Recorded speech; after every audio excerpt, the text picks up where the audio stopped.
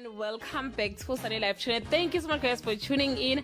Congratulations messages are pouring in for Babes Wodumo and Mampintsha after they were blessed with a baby boy. Mampintsha started by requesting his followers on Facebook to pray for him, and after a few minutes he came back with a picture of himself, Babes Wodumo, and the baby captioned imthandazo yenu isebenzile ngiyabonga #freedom #spongy #nhlanhla #enoch #vusumuzi #June 16. Guys, South Africa has been patiently waiting for Spongy after Mampintsha's mother humiliated Babes Wodumo by saying she was lying about her pregnancy. What she had in her stomach was a sponge and demanded Babes Wodumo to take it out. From that day, Babes and Mampintsha were called Mama and Baba Spongy. That's how this name came about.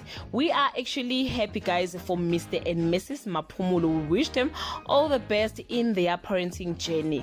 Do leave your comment below and celebrate with the Maphumulos. Thank you so much guys for watching this video. See you on my next upload.